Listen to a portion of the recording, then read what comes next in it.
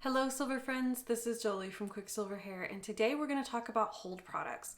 This is video number 7 in my Simply Silver Curls series.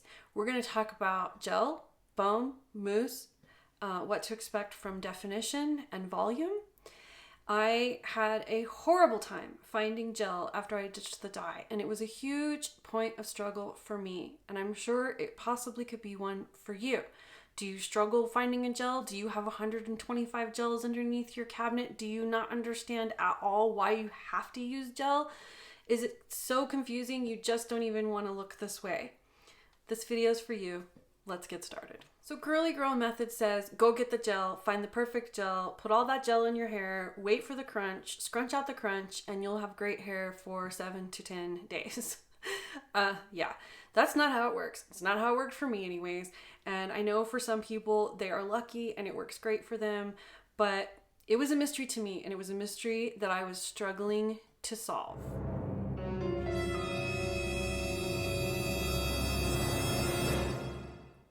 After I ditched the dye, I started looking for gel. I bought every gel I could find, and I bought every gel that every curly girl guru said was the best gel out there for achieving your best curls. Obviously, from that photo, you can see I fell in the trap. I fell deep and hard in the trap. I had a ton of products. After I took that photo, I realized that while those gels weren't defining my curls, they were definitely defining my insanity. It was totally the definition of insanity because I kept buying different gels, expecting them to give me these beautiful results, and they never worked. And I finally realized after I took that photo, I had to stop. I had to throw in the towel and quit buying gels. Of course, I turned around and decided that maybe foams or mousses were the answer, and I went down the very same rabbit hole with those products. I ordered every gel and mousse I could find to see what happened, to see if I could actually get the hold that my hair needed, because I felt like I was standing on this cliff screaming into the void that silver hair was different and there was something different about it that needed to be addressed. Okay, so that's all true. Silver hair is different. There is something about it that needs to be addressed. There's several things about silver hair that need to be addressed. One is your expectations of your curl pattern should change along with your curls as you've ditched the dye, because dye most of the time for most people affects their curl pattern. It affected mine by making my hair a little bit more manageable and a little bit more curly. As strange as that sounds, dye was actually something that my hair liked. Now, when I ditched the dye, I started to notice that the texture of my hair started to change. It got silkier, it got softer. And because it did that, it became harder for me to find products that could actually hold and could fight against that silky softness. I love my hair to feel soft, so it was very hard for me to, wrap my mind around having a crunchy, hard cast in my hair. You don't have to go there. You don't have to have that. But one of the things that I realized was it wasn't the products that weren't working for me necessarily. It was my application of those products. It was the way I was using them and what I was doing following the use of them that created issues with my hair. Thing is if you've got curly hair or you've got frizz on your straight hair and you have silver hair, because silver hair has a slightly raised cuticle, it needs protection. You have to get a hold on it. You have to get something on there that helps preserve the style that you've created and protects it from the environment. You have a ton of choices when it comes to hold products. For curly hair, generally we're going to say gel first because it is designed to help hold that curl in place. But there are now cream gels, there are gel mousses, there are mousses and foams and gel foams. There are so many products to choose from, and many of them work very well. You have light hold, medium hold, strong hold, firm hold, and there are even companies like Curlsmith that rate their hold from 1 to 10. I don't know how effective their scale is because I don't use Curlsmith products. I've never been able to get them to work really great for me. but some people find them to be very helpful. And if a product has that scale on it, it might be helpful to you as well. It's great that companies are offering that scale so you can kind of understand what the rating of the gel is beyond it just being hard hold. Then there are products that are defining, volumizing, elongating, which elongating means that if you have a really tight, coily curl, that product will help pull the curl down and elongate it so it's not so tight. And then there's enhancing products. And I want to make a note here about enhancing products. I think it's one of those claims that gets put on a bottle that really shouldn't be there. Because while a product can help enhance the natural curl that you have, it's not going to give you a curl pattern that your hair is not capable of.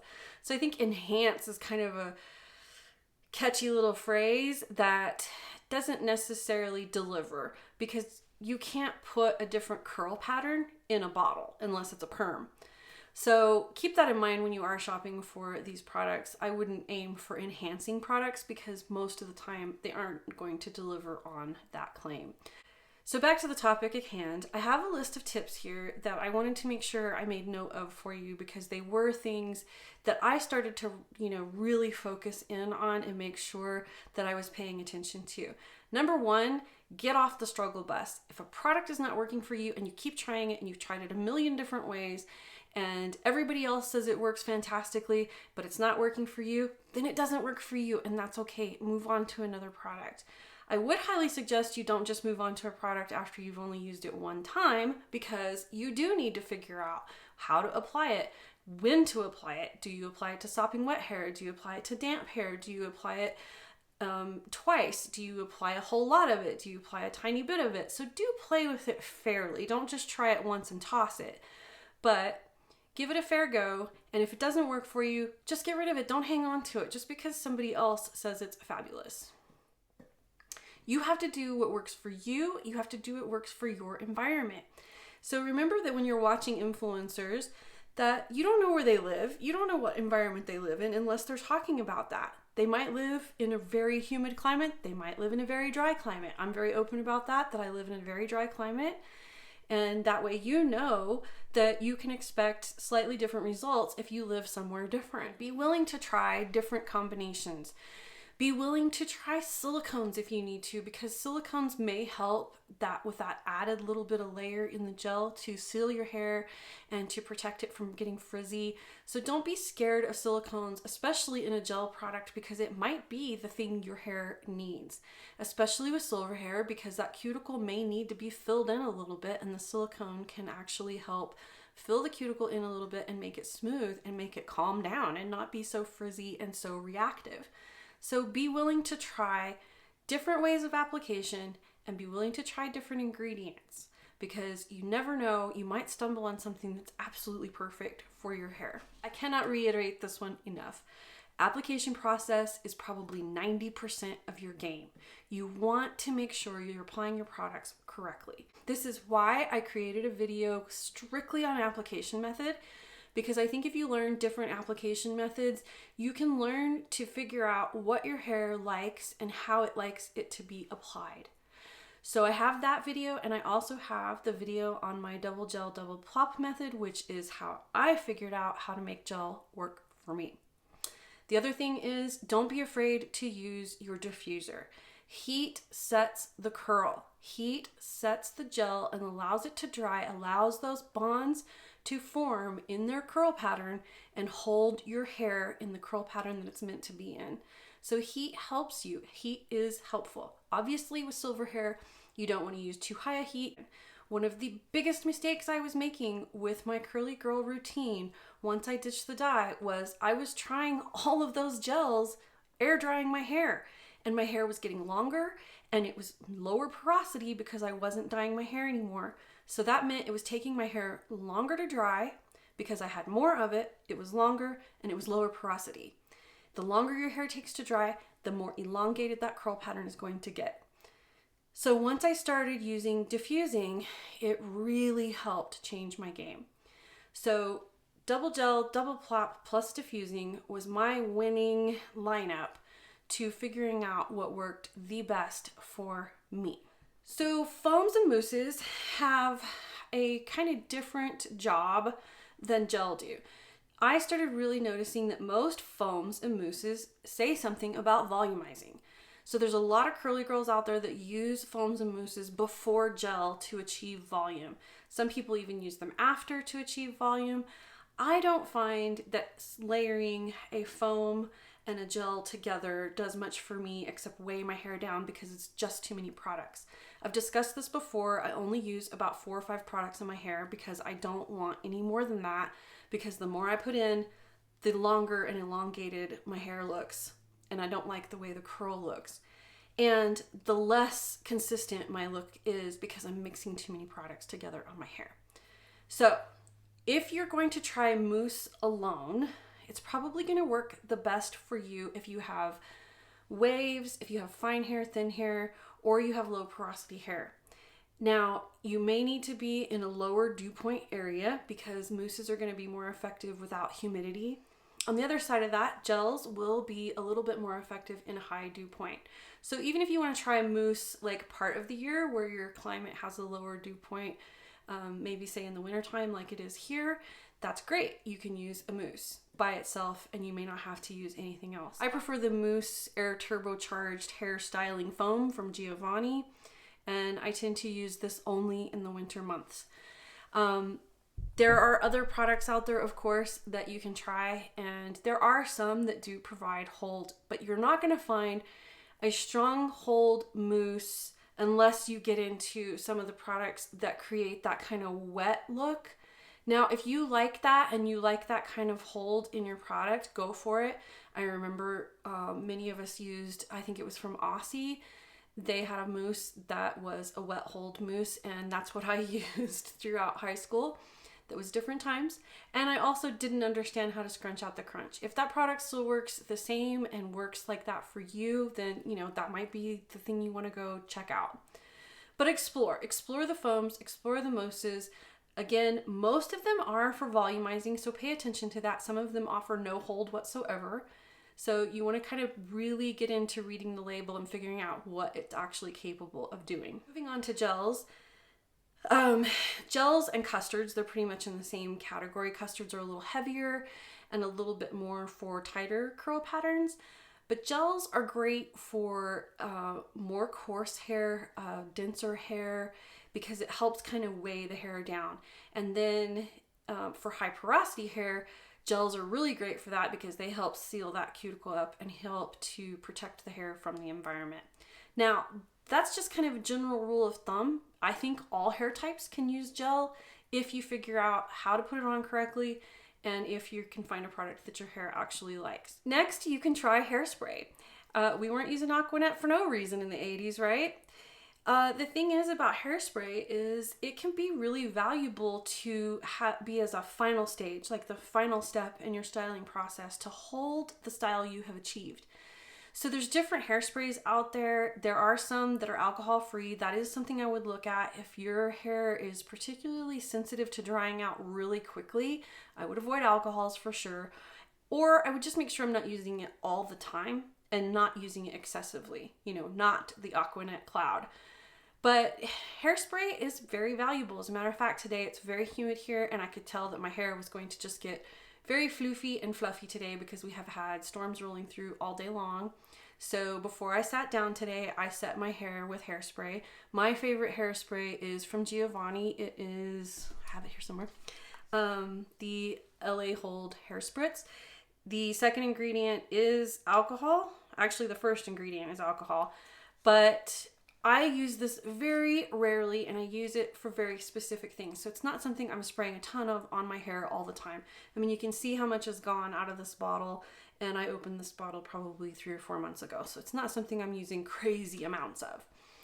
But hairspray can be very valuable in that regard. I would say to either use it before you start diffusing or when your hair is 100% dry and you have scrunched out the crunch and fluffed your hair and got it the way you like it. So I wouldn't be using it, you know, on your damp hair. I wouldn't be using it throughout the day. I wouldn't just be continually spraying it in because you don't want it to dry your hair out. Some hair tips and tricks for gels and mousses and some things that I have learned. First, do not expect gel to control frizz after it has already happened. So if you have dried your hair and you have frizz, don't go in and put more gel on. The gel is just going to make it sticky, and likely it won't smooth that down unless you use an excessive amount. And then your hair is not going to feel that great afterwards. It's just going to feel stiff and sticky. Instead, try a styling cream that has a little bit of hold in it. You want something that has a little bit of moisture to help weigh that frizz down and a little bit of hold to hold it in place once it's down. So I use this product from Loma called Fiber Putty. It is a medium hold styling cream. I add water to it to emulsify it, and I find that it is very helpful with smoothing down frizz. One of my favorite products for that. If your gel is formulated correctly for your hair type, you may still get frizz, but it won't be as much. If you're getting a ton of frizz with your gel, then it's not the right product for you. You need to find something else that your hair is not so reactive to. This is where understanding proteins and glycerin and all that can be very helpful. If you get a good gel cast, that is a good thing. Remember that. You want that gel cast. It doesn't have to be super hard. I still get a cast even though my hair doesn't get crunchy. I get what I call a soft cast. I do still have to kind of break it up once my hair is dry. But you do want that because that means that that gel has set that curl in place when it dried. Another little trick here is you don't have to scrunch out the crunch right away. You might want to wait until the next day to scrunch it out. You might want to sleep in it. That can help if you wash your hair at night because once your hair dries, you don't have to fluff it up, sleep on it, get it fluffier, and then have to wake up in the morning and do a whole lot with refresh. It might be easier if you just left it in its crunchy state, sleep in it, and then get up in the morning and it will still have a hold to it because you haven't scrunched out that crunch yet. You can also scrunch out that crunch in the morning when you wake up, or you can try the wash now, style later method where you shampoo and condition your hair at night and in the morning you re-wet it, add your leave-in and your gel and go. So there's some ways around, using gel in the right place for you. Using a volumizing mousse underneath the gel can help with volume. Make sure that when you're using a volumizing product though, that you spread it evenly throughout your hair from your roots to your tips, because you don't want just volume here and then stringy definition down here. It will look like you have two different hair patterns going on, and that's not really the goal any of us are trying to achieve, I don't think anyways. Definition and volume are hard to come by at the same time. Definition is something you're going to achieve by focusing on getting your curl families to clump together and play nice and curl all in one nice big clump. I focus on definition. If you're focusing on volume, you may lose definition because you're fluffing up that curl family. One of the other things to consider is, are your roots silky roots? There is a stylist on IG, her name is Atoya Bass, and she talks about silky roots. I have silky roots. That is where it's just flat on top, it lays flat. It's a common pattern or part of having wavy hair. I think it's even more common with silver hair. And for me, it's just something I embraced. I don't mind having a ton of volume as opposed to being able to achieve my definition. But there are some things I do to help achieve a little bit more volume so my hair is not completely flat against my head. One thing I do is that I flip my head over while I'm diffusing and diffuse upside down for the last part of my diffusing. Then when I come back up from being upside down, I flip my hair all to one side and dry underneath, and then I flip it all back over and dry underneath from left to right. This helps because I'm moving that root around. I'm getting it away from the scalp and I'm getting it moving in all different directions, and that helps achieve some volume. There is another idea behind having some frizz called functional frizz that helps you achieve volume, and that's where you kind of use your halo frizz to get some volume at the roots. Usually you can achieve this by doing a good fluff, like so, which I needed. Another tip with diffusing for volume is to diffuse your roots with the cool shot. Once they're dry, cool them off quickly, and supposedly that's to help with adding volume. Let's go over a few of my favorite products and some products that are kind of new on the market that I wanted to tell you about so that you can try them and see if you like them or not. I eventually did find, as I have said, my favorite gel, which is the Loma Firm Hold Gel. I find that this works for me probably 100% of the time. Now, I do like to experiment with other gels now because I have found that with my application method, I am getting better results no matter what I use. So I also have been trying the Love Your Curls gel. It has sea moss in it, which is a little bit too moisturizing for my hair. So that's something to note. If you do have a silkier hair type and your curl is falling out really quickly, your gel or hold product might have a little bit too much moisture in it, and it's causing it to weigh the hair down and pull that curl out. I had tried the Bounce Curl Light Hold Cream Gel many years ago when it first came out, and it was during that process of me hunting for a gel. I just recently purchased it again. I think it's been slightly reformulated, so I'm still playing with it, but this is a really great product that is a, cult classic in the curly girl community, so I give you one to try there. So another product that I find very helpful, and I have found that I've just started using this as my leave-in, is the Bounce Curl Avocado and Rose Clump and Define Cream. I love this product. It seems to be really great because it has a little bit of extra hold in it. So I'm getting a little hold with the leave-in and then a lot of hold with my Firm Hold Gel. Again, I have the LA Hold Giovanni Hairspray. I use that a lot. I did get the Loma Finishing Hairspray. I've used this a couple of times. The scent kind of gets to me a little bit. It's a little strong for me. It's not one that bothers me as far as being allergic to it, but I just find it to be a little bit strong. I think I've hung on to this because I want to try this in the humidity because I think it'll be really helpful when we get to more humid days in the summertime. A new product that has come out that I have been trying and I have been trying and I have been trying and I thought it was going to be fabulous was the Verb Curl Foaming Gel. This was created by Mains by Mel with Verb, and I really wanted to love this product because I had actually taken empty foam bottles and tried to make my own gel to foam product with Loma Gel, and I tried it with a couple of other gels. I was not successful at that because I was not getting the water to gel ratio correct. So I was very excited to see this product. I encourage you to try it because I think it will work for several different curl types. It just doesn't work that great with mine. For some reason, it just won't stay in the pattern that it dries in. It kind of loses its definition as the day goes on. Another great mousse, of course, is the one from Giovanni that I mentioned earlier.